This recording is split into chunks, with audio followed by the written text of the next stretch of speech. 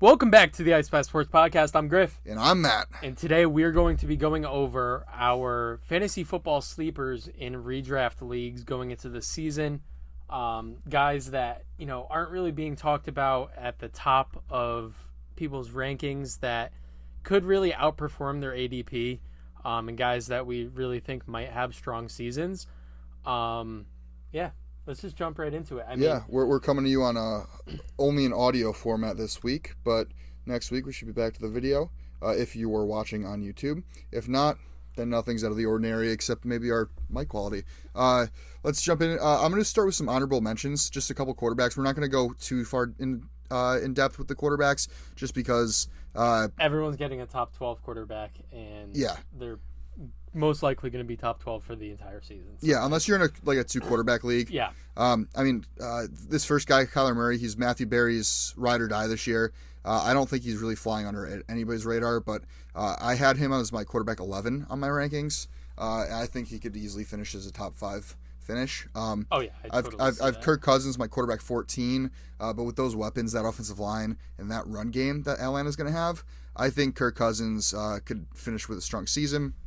Caleb Williams, my quarterback 17, I have him, quarterback 17, but I could very well see him finishing very high. He's a rookie quarterback. It's kind of a lottery ticket. You don't know what he's going to produce, but he definitely has a supporting cast there. And finally, I have Will Levis. I know Griff hates this pick. I know Griff has a vendetta against Levis. I do. I'm a big Levis guy, Will Levis guy. I just can't trust anybody that puts mayo in their coffee. Oh my God! Enough with this stuff. He's going to be silencing all you guys after this season. He's never had a burger. Puts mayo in his coffee. He's definitely had a burger. You're probably thinking of Sam Howell.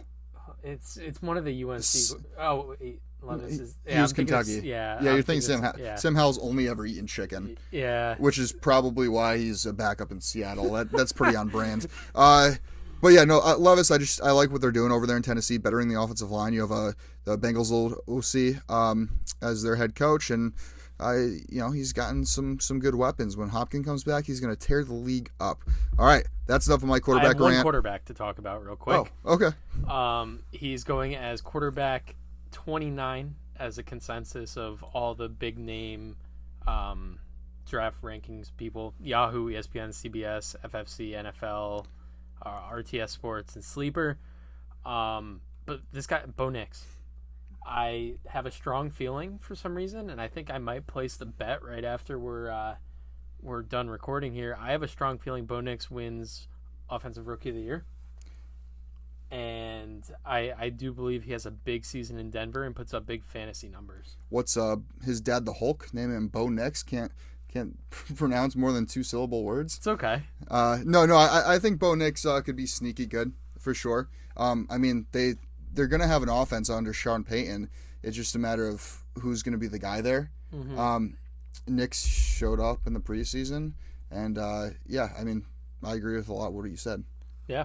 Let's jump to the running back position. Running back position, I have two guys to highlight. Running backs are the golden goose of fantasy football. I might look to add a third while you talk real quick.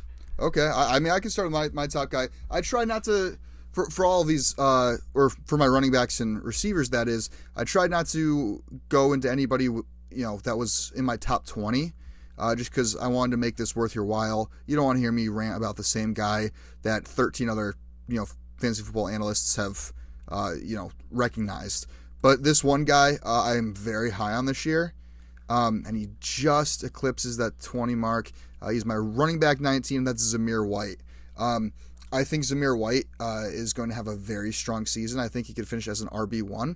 He's going to have a lot of production. We saw what he could do the last 4 weeks of last season, and he really put up numbers. I mean, he didn't really get any carries up until that last 4 weeks, and he had 104 carries. Produced 451 yards, one rushing touchdown, along with 15 catches for 98 yards. He's not really a pass catcher, but maybe he changed that during the offseason, improved his game a little bit. But I just think he's going to get on pure volume alone, going to put up numbers to kind of put him in that high RB2, low end RB1 conversation. And his current ADP is, what would you say, Griff? Like the 7th round? Right around there. Yeah, and I think this is a guy that has immense upside. There's nobody really competing with him in that backfield. I mean, your number 2 is Alexander Madison, who, was horrible for the Vikings last year. Unfortunately, was getting death threats because he was so bad. I thought he was going to be so good too. Well, because when he filled in for Dalvin Cook when Cook was injured, he was a beast. But then he was handed the reins. So I don't know. I'm not very high on Madison at all. Amir Abdullah also over there. I am a big fan of Dylan Laub. I don't have him on this list, but I think he could have upside later on the season in the passing game. But yeah, I have Zamir White as my first sleeper, but I don't know if he counts as a sleeper. My first sleeper at the running back position is your next sleeper at the running back position. On sleeper, ironically, he's ranked number 28 at the running back position. This guy's Javonte Williams. He's ranked 28 there? He is. I have him as my RB 27 in my rankings. So last season, no. Wait, did he? He really played in 16 games last season? Yeah, but he didn't do anything. Yeah, he 217 carries, 774 yards, 3 touchdowns, and then he was coming off in 2022 a torn ACL and MCL. So last year, I mean, he's coming off a significant injury, major surgery, and we're just so used to guys bouncing back so quick. We are. That when somebody doesn't, we jump right down their throats and it's the end of their career. Mm-hmm. Javonte Williams is 24 years old. His rookie season, he had 903 rushing yards, 4 touchdowns, and added 316 yards in the passing game and another 3 touchdowns.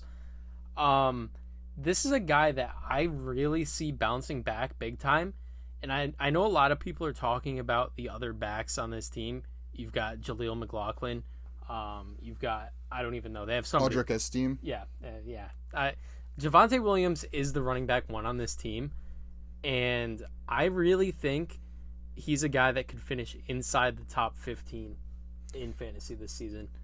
Yeah, so, I mean, am I good to go? Yeah. I don't want to cut you off on any thoughts there. On the injury point that you made, with Javonte Williams, like you said, he had a torn ACL and MCL. I was reading up, there was this doctor that came out and said that the recovery time now for a clean ACL tear, a running back can come back that following year and he won't lose a step. But there's a 2-year recovery for when you tear the MCL in addition to the ACL, and which Javonte Williams did. So, according to this doctor, Javonte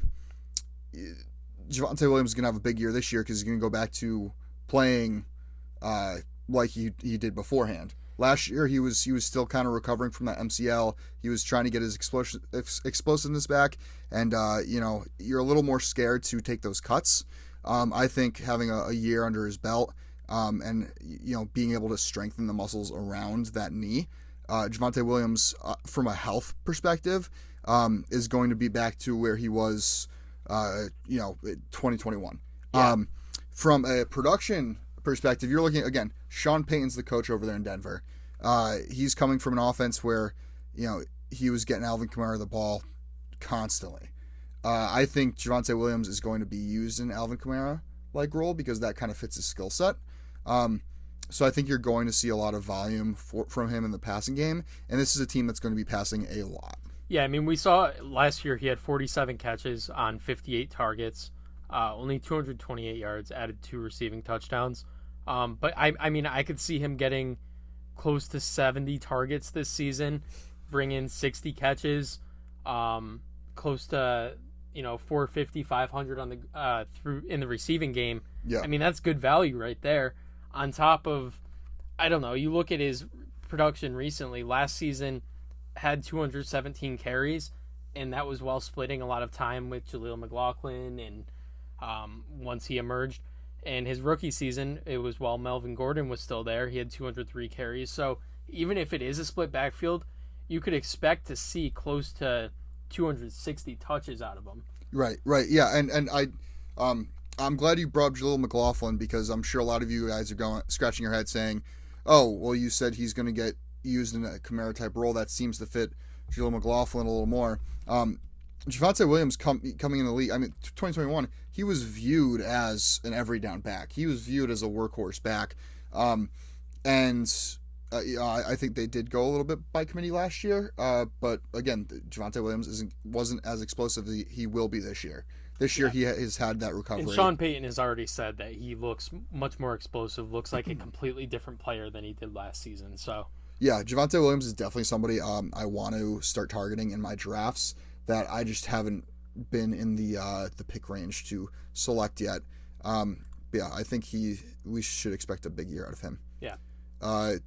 My next sleeper is my running back 34 in my rankings.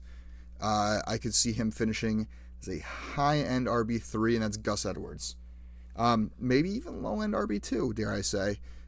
Now, you look at this Chargers offense. You have Harbaugh coming in, who pounded the goddamn rock at Michigan. He pounded that thing. And Gus Edwards is coming from a Baltimore offense where what they do? They ran the ball.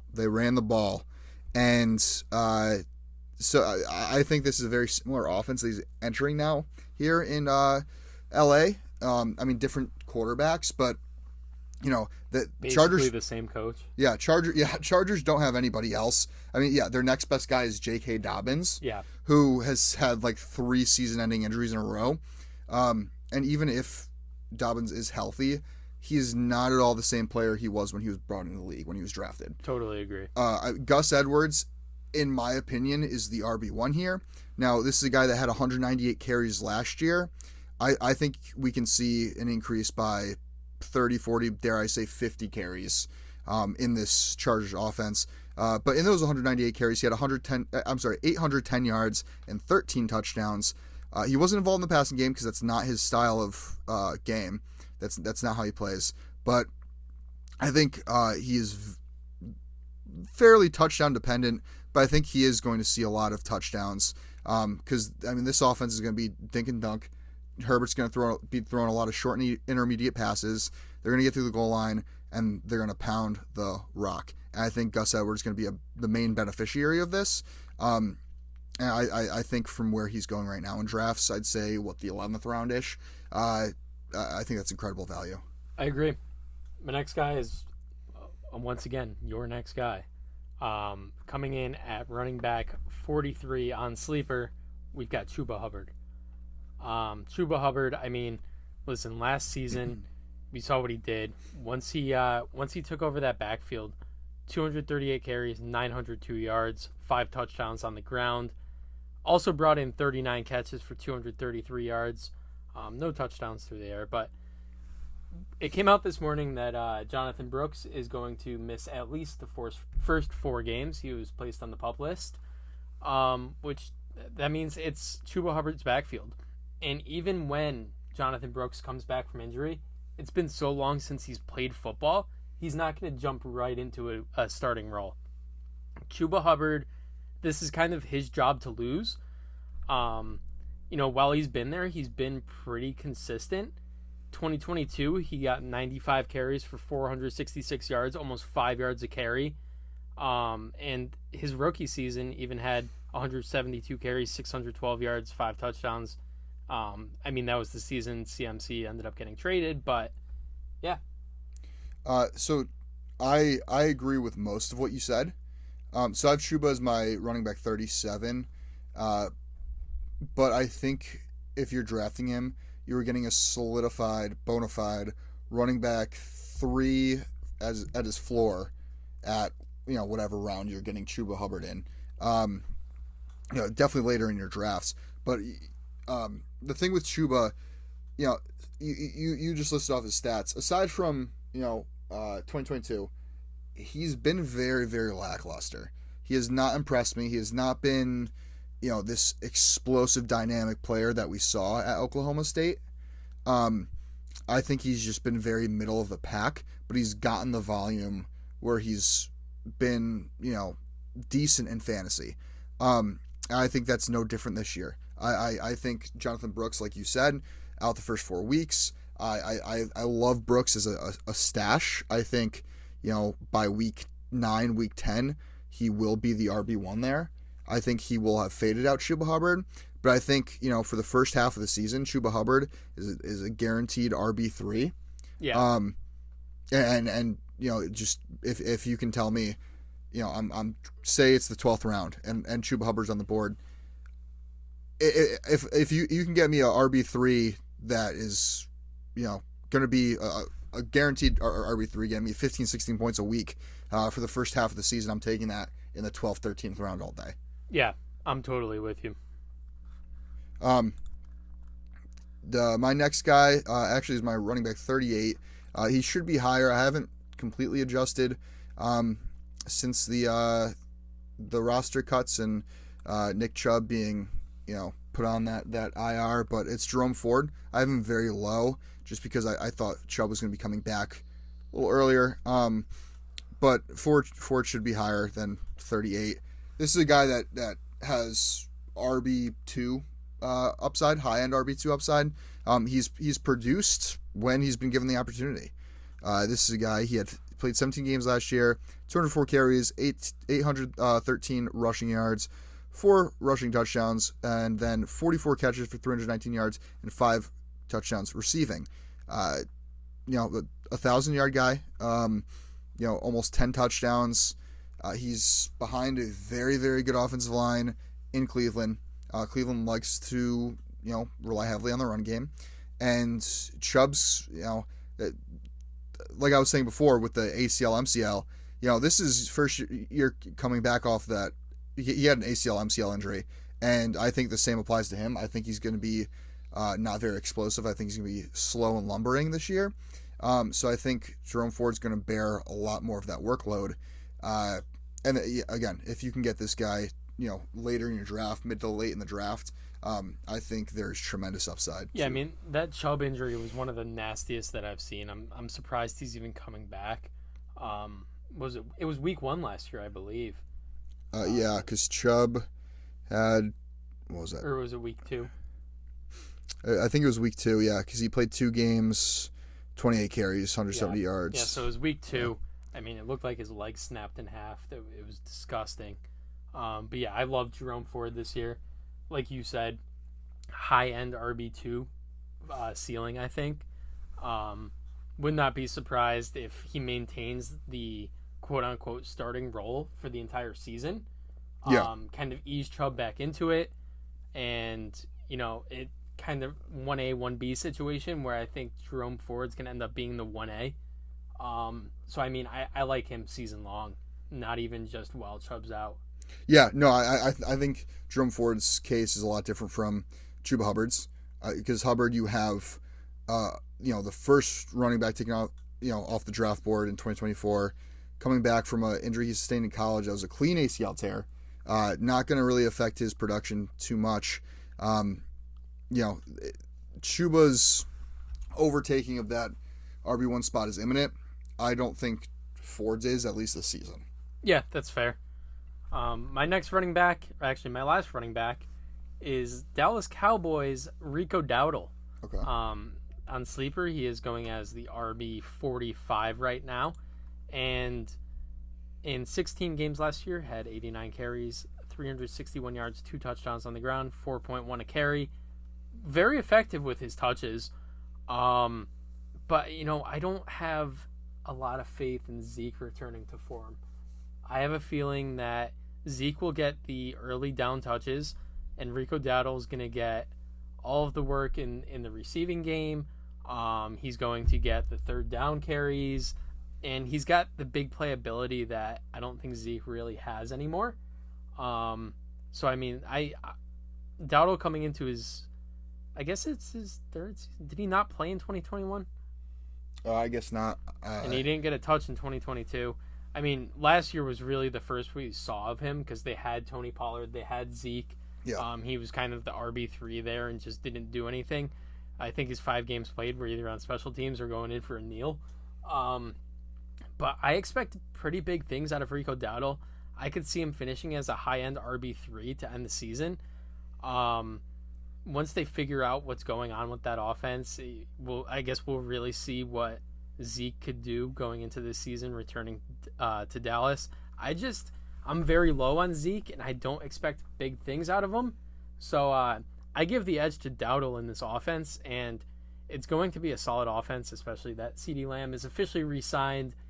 Jerry finally woke up, and Dak has been solid. He's been what they need out of him. So the offense is going to be fine, I think. And being a potential starting running back in a pretty good offense could, increase his value a lot more than people think. Yeah, I've seen a couple people that are high on Dowdle. Me personally, I see the appeal, but maybe I'm just a bigger Zeke believer than most. Zeke had almost 1,000 all-purpose yards last year for New England, and had 51 catches in the receiving game, which is definitely new for Zeke's game. Very new. So although he hasn't looked the best in camp, I think Zeke, once he gets into that midseason form, I think it will be his backfield to lose for sure. Dowdle last year, he had a lot of opportunities because Tony Pollard wasn't like anything impressive. No. But I'm not huge on Dowdle, and I also saw that they brought in Dalvin Cook, so they're not done adding that running back room. I don't think they officially signed him. I think they were just bringing him in for a visit. Yeah, but and he's washed. Yeah, well, no, he had some decent touches for Baltimore in the playoffs last year. I worry about Dowdle because I could see that turning into an RBBC very, very quickly if they do bring somebody in. That is fair. I could see them bringing in somebody like Kareem Hunt. I think that's very on brand with Dallas. But let's jump into my next guy, my second to last guy. It's my RB40. It's Blake Corum. Kyron Williams played only 12 games last year. Mm-hmm. He was very productive in those 12 games. But Blake Corum, he's a rookie. He's healthy. He's coming off a season at Michigan where he scored like 21 touchdowns. He's a beast. He's pretty much a younger, healthier version of Kyron Williams. And the crazy thing is, too, when you look at that Michigan team and you compare it to the Rams team, on that Michigan team, I think he was the second best running back on his team. Yeah. And going into this season, he's the second best running back on his team. Oh, yeah, because they had Donovan Edwards, too. Yeah. He's not... He's used to being in that kind of committee role, especially towards the end of the season once they started utilizing Donovan Edwards more. Blake Corum's going to, I think, get a larger, more volume than people are thinking. Yeah, and the other thing with Corum, too, is McVay has come out and said, we have big plans for Corum in this offense already. Corum's I've seen him going undrafted in some leagues. I think, he's worth at least a bench stash, especially in the Rams. If there's any team that can, make a somebody out of nobody at the running back position, it's the Rams. 100%. We've seen it with Kyron Williams. We saw it with Darrell Henderson. We saw what they can do with a talented running back with Todd Gurley. Yeah. I have high hopes for Blake Corum. Well, and it's also not like Blake Corum's a no-name guy. Right. Right. A lot of people early on in the mock draft season had him going first round. So well, that's what I'm saying. So you've seen what he can do with this offense and no-name guys. Now you have somebody that was a stud in college. Yeah. I could see huge upside for Corum. And just one last honorable mention for running backs. He's my running back 46, Tyrone Tracy, for the Giants. He's taken over that backfield by like week 4. I'm calling it now. Yeah. Especially if the Giants start like 0-3 and they start to struggle heavily. I think they're gonna want to get their young guys with the old snaps early. Get Devin Singletary out of there. They're gonna do whatever they can to spark up the offense. And I think Tyrone Tracy, who's shown up at camp, could definitely be the RB1 there in New York. Yeah, I got him in a dynasty league. Very happy about that. Heck yeah. Moving on to receivers. Yeah. My first guy, he's going as wide receiver 55. It's Jacoby Myers. Oh, wow. So you're like way low. I have guys a little higher than that. Yeah, I'm going with the guys low, but I'm looking at your list right now, and I like a lot of those names, and I thought about highlighting them, but then I just wanted to go with guys that aren't really being talked about at all. Yeah. My reasoning for Jacoby Myers here is we don't know what's going to happen with Devontae Adams. Is Devontae going to request a trade? I could see it. I think he would have by now. I maybe. If things really start going poorly again in Vegas, I have a feeling he requests out. And if that happens, Jacoby Myers is the number one there. He's coming off a season where he had 106 targets, 71 catches, 807 yards, 8 touchdowns. Big production with terrible quarterback play in the same offense, really. I could really see Jacoby Myers putting up close to 1,000 yards this year. Hot take because he's never done it in his career. But especially with that Adams situation and the fact that he's really the only other viable receiver on that team. I mean, outside of Bowers and Michael Mayer. Yeah. I really think Jacoby Myers is in for a big season, especially if Gardner Minshew could be any better than Aiden O'Connell was. Yeah, and I think Gardner Minshew. I'm a big Minshew fan. I'm with you. I think he does good enough to continue to get contracts, but not well enough where a team wants to make him their franchise. Totally agree. He's the next Ryan Fitzpatrick. I can see it, and I think that's fine. Yeah, he's gonna come in and be the 100%. gap between, you know, bringing in a veteran guy, either in front of a rookie that you want to sit for a bit. He's a bridge quarterback. Or the bridge season between drafting your franchise quarterback. Yeah, for sure. I'm going to I'm not going to rapid fire these, but I'm going to go through them a little quicker, just because they are kind of higher up. Rashee Rice, as my wide receiver 20. We saw what he could do at the end of last year. He was a beast. The more I think about it, like I really think he could finish as a top 12 fantasy receiver. I could see him finish as a top 5 fantasy receiver. I think he has the upside that like Tyreek Hill had in Kansas City. Just because, I mean, you have Mahomes throwing to you. Yeah. You are the clear-cut number one. Yeah, you have Kelsey, fighting for target share or whatever, but Rashee Rice got a lot of targets at the end of last season as a rookie. Almost double-digit targets per game, I believe. Yeah. Rashee Rice last year, almost had 1,000 yards, 79 catches for 938 yards, 7 touchdowns. Most of that came in that back half of the season too, right? And then he was a beast in the playoffs as well. Yeah. I'm very high on Rashee Rice. The biggest knock on him was, he was going to get suspended, but he hasn't. So I think he needs to start rising up draft boards. I will definitely quote unquote reach for him in the terms of certain rankings. My next guy is Terry McLaurin. I know you mentioned him as a top 20 receiver, 24 receiver 2 episodes ago. Did we do? Yeah. Yeah, but since then, Jahan Dotson's been traded to the Eagles. Mm-hmm. He's the clear-cut number one. He doesn't really have much competition for target shares. No, there's not many all. other guys over there. He's gonna get a lot of targets. They're gonna use him, and I read they want to use him all over the field. In the past years, they've only really lined him up in the X, but now they want to line him up all over. I think McLaurin could have a top 12 finish this year, especially now that he has a competent quarterback. Yeah. Now we're getting into the nitty gritty. My wide receiver 36, Jackson Smith-Njigba. I'm very high on him. Yeah, this is a new development for me. I wasn't super high on him until I recently started kind of looking into his situation, and I mean, this is a guy that was arguably the best receiver in the draft class last season. Yeah. Going into his second year. And DK Metcalf, as much production as he's put up, has, in my opinion, been solely on his athletic ability and not on his route running prowess. That's kind of gone to Tyler Lockett, but now Lockett's getting up there in age. I was just going to say Lockett's starting to reach those washed age. And you look at Jackson Smith-Njigba, what he did last year. 17 games, 63 catches, 628 yards, 4 touchdowns. But I feel like a lot of that production came later in the year as well, because that's when he started taking over that wide receiver 2 role. Mm-hmm. And I think we could potentially see him take over the wide receiver 1 role there. Hot take. It's a hot take, and I like it.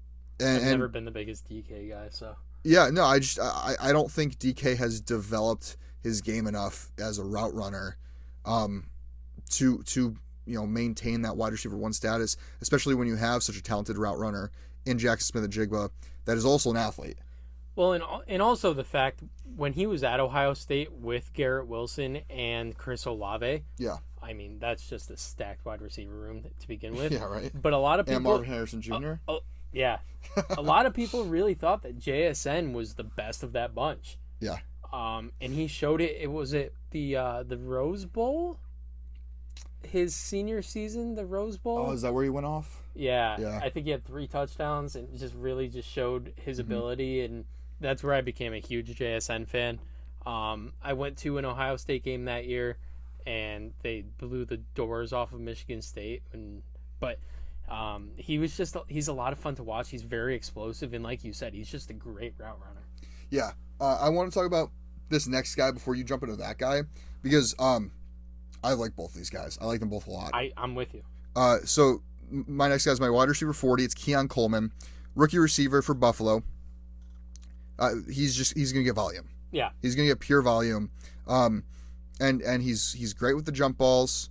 People were worried about his speed after the combine.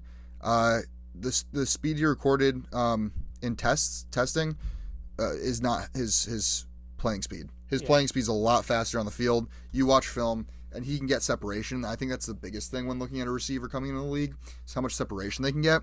And when you have Josh Allen throwing you the ball, with Josh Allen's arm, I think Keon Coleman could get a lot of big plays downfield.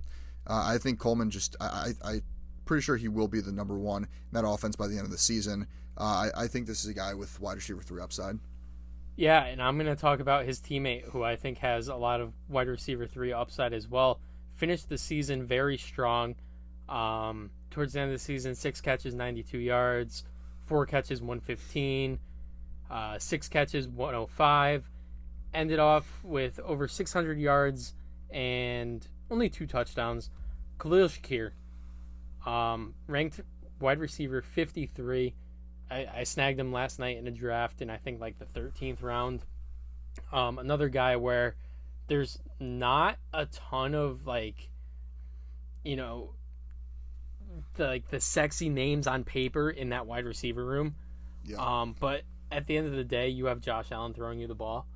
And for me, it's between Keon Coleman and Khalil Shakir for that wide receiver 1 spot. I mean, obviously, Dalton Kincaid is probably the number 1 target. James Cook might honestly be the number 2. But I think Shakir and Keon Coleman both have strong seasons.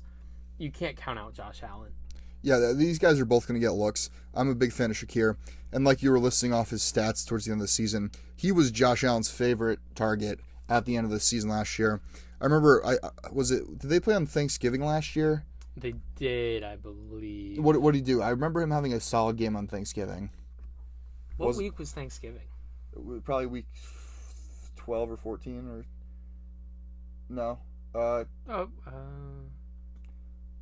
Yeah, I can't remember who played on Thanksgiving. I remember being somewhere watching that game and thinking, oh my God, Khalil Shakir is getting a ton of targets. And he was...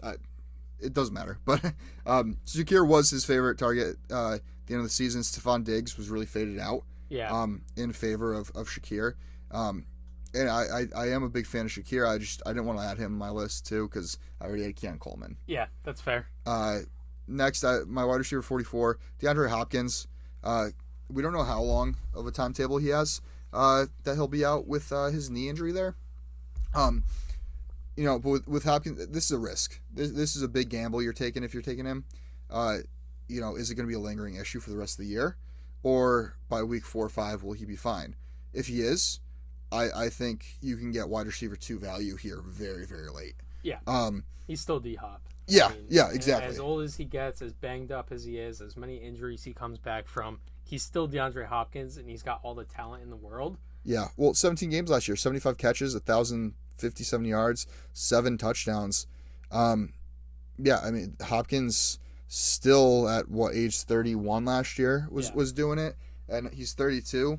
I don't think very much is going to change. He's still the number one in that offense. And now you have Calvin Ridley as your wide receiver 2 across from you, drawing coverage.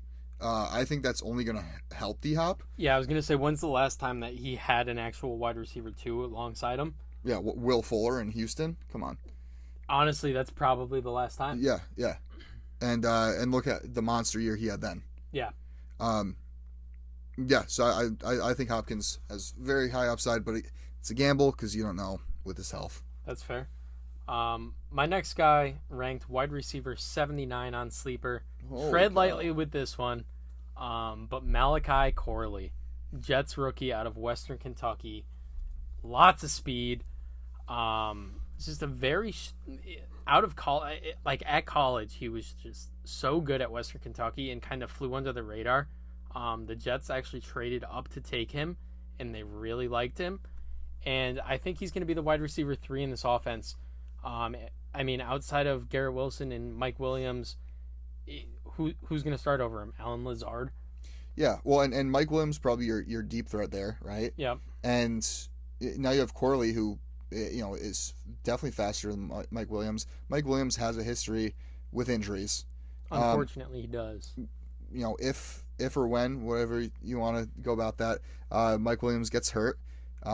Corley's probably the number 2 option in that offense. 100%. And I think due to the lack of depth, no offense, the Jets have at receiver.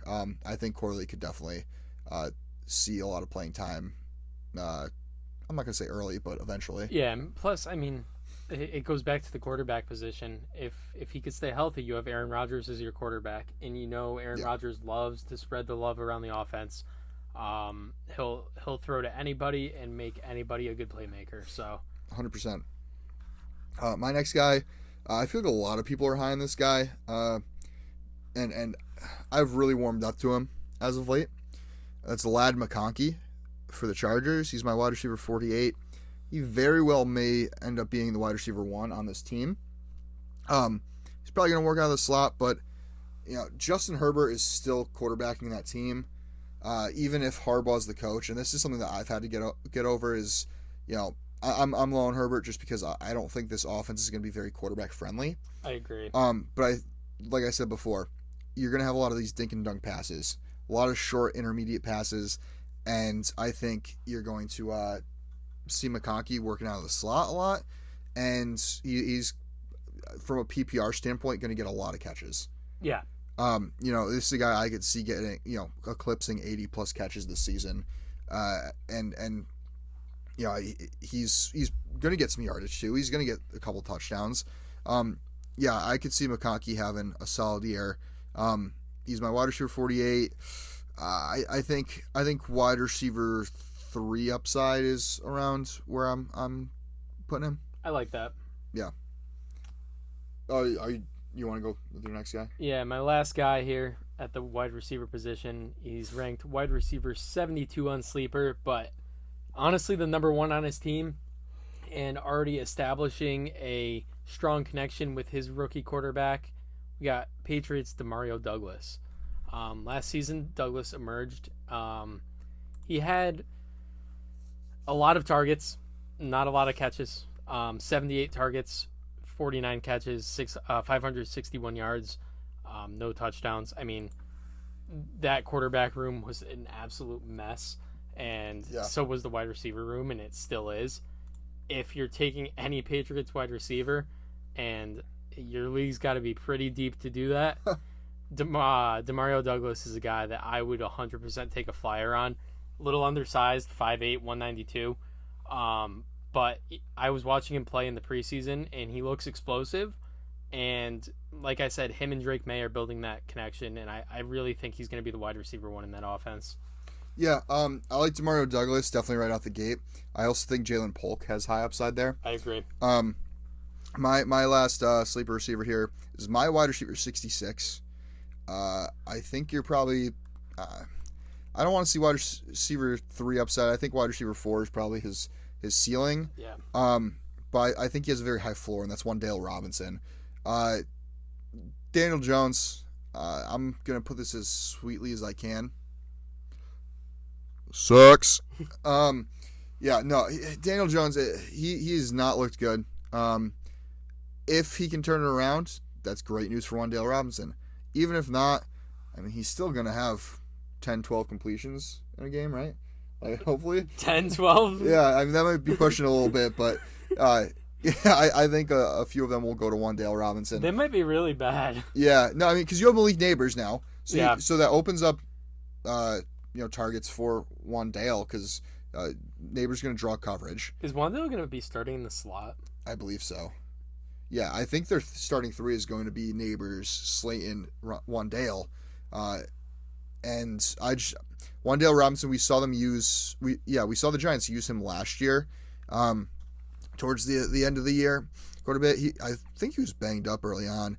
But I think Wan'Dale Robinson, the former second round pick out of Kentucky, he was great with Kentucky.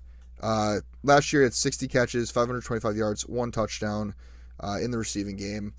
Now, not flashy, and this pick definitely isn't flashy. And if you're drafting Wan'Dale Robinson, then you're probably in a pretty deep league, and you don't really care about flashy. Or you don't know how to draft. Yeah, or you're a Giants fan. I think this is a guy that's going to be all reliable. I think he's going to be in that 10 to 12 points a week every week.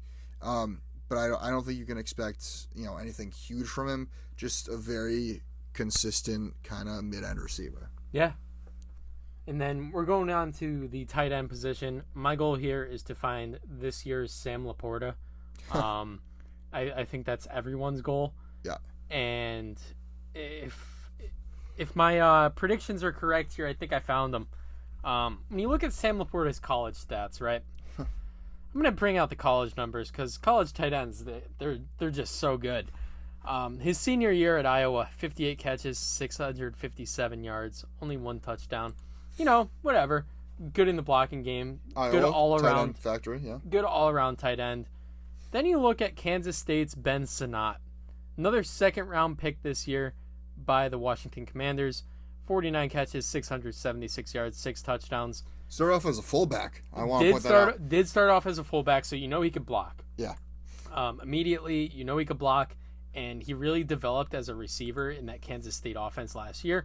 Don't think Kansas State was very good last year, but that's besides the point. Ben Sinnott, actually, Sleeper has him much higher than all of the other platforms at tight end number 18, which isn't too bad. I mean, I could see him pushing that top 15 this season. And, with a rookie quarterback, who the rookie quarterbacks love to rely on? They're tight ends. And you've got your starting tight end is part of the same rookie class as you. You came into camp together. You've already got that sort of connection there. I could really see Ben Sinnott having a big-time season. Yeah, Sinnott I was huge on coming out of college. I think Sinnott definitely will be a playmaker in this league. What scares me with Sinnott is, he has Zach Ertz in front of him. Is he really in front of him, though? I think so. Yeah. Ertz is better than people give him credit for. He was hurt a lot of last year, but he was, the year before, one of Murray's favorite targets. I just think Sam Laporta is a one of a kind type of player. Oh no, I'm with you. I mean, it's like Puka Nacua last year. I don't think people are always like, finding Puka Nacua of this year's fantasy football draft or Laporta. I think it's so hard to see that replication because there's not. It's kind of a once in a blue moon type of thing. I think Sinnott is going to be a great player. I think in dynasty leagues, definitely take him. I'm not as high on him just because I don't think he has a clear-cut path at the tight end 1. That's fair. But if Ertz does get hurt, I definitely think Sinnott, that could accelerate his production. I have 3 tight ends. That was your only tight end, right? Yeah. Is one of yours Chris Manhertz? No. Oh, okay. I don't know. I just like his name. Man, that hurts. Hunter Henry, my tight end 17. Same idea as you were kind of saying. Here's a guy that is a tight end with an offense that's going to have a rookie quarterback starting. Rookie quarterbacks love their tight end. Hunter Henry's been a touchdown machine in New England. Last year, I think he was hurt last year. How many games did he play? He played 15? 14 games, 42 catches, 419 yards, 6 touchdowns. Production, but he also didn't have a great quarterback thrown to him. He didn't have a mediocre quarterback thrown to him. Yeah, I think Hunter Henry will go back to because I think 2 years ago he had a good season, right? Yeah, his first year in New England, it was significantly better than last year, I think. Actually, not significantly, really. His first season in New England, he's been there for 3 years now. Wow, that's actually surprising to me. 50 catches, 603, 9 touchdowns his first season. Okay, yeah, good production there. So I think that's kind of the production we're going to see now that he has a decent quarterback. Yeah, I could see him pushing double-digit touchdowns this season. Yeah, I think Jonnu Smith. Dolphins fans love him. Yeah. So Jonnu Smith is my next guy. He's my tight end 21. I think Mike McDaniel's going to get really creative with how he uses him. Yeah. Jonnu Smith, we saw he had a little production when he went to Atlanta last year. In 17 games, he had 50 catches, 582 yards, and 3 touchdowns. As a tight end too, which isn't bad for a tight end too, at all. I think now in Miami, he's probably the number 3 option. Odell's not gonna play, and I mean you have Hill, you have Waddle, Braxton Berrios. Yeah, Berrios. I think Jonnu Smith's a better target than Berrios. Yeah. And like you said, Dolphins fans love him. I think Jonnu Smith, a lot of upside there. And my last guy, very deep sleeper here, Greg Dulcich. I don't even have him ranked in my top 24 tight ends. But this is a guy that I've been put onto lately. You look at his rookie year. In 10 games, 6 started. He had 33 catches, 411 yards, 2 touchdowns. And he looked to be on the up and up for tight ends. Last year he was hurt like the entire year. Yeah, he played in 2 games. But I think he's going to be the tight end 1 in Denver. Dulcich, very, very high upside. We saw in 2022 that he could be a reliable option. Sean Payton. Yeah, thank you. Sean Payton always gets the tight end involved. Yeah. And Bo Nix, who's probably starting, who's a rookie, going to be thrown to that tight end position. Yeah. I think Greg Dulcich is going to be by week 3 or 4 a very popular waiver wire watch candidate. I like it. Those are our sleepers. Yeah, that's gonna do it. That's gonna do it. Make sure to check us out on social media at IceBath Sports on Instagram and TikTok, at IceBathPod on X. Even though we don't use it, I'm still gonna plug it every time. And hey, if we get enough following, maybe I would tell you to check out the video version of this episode, but there is no video version this week. We'll see you guys next week for our season predictions, award predictions, all of our predictions. Heck yeah! That's always one of the most fun episodes of the season because we can look back and see how off we were at the end of the season. Very true. But yeah, that'll do it. We'll see you guys next week. As always, stay cool.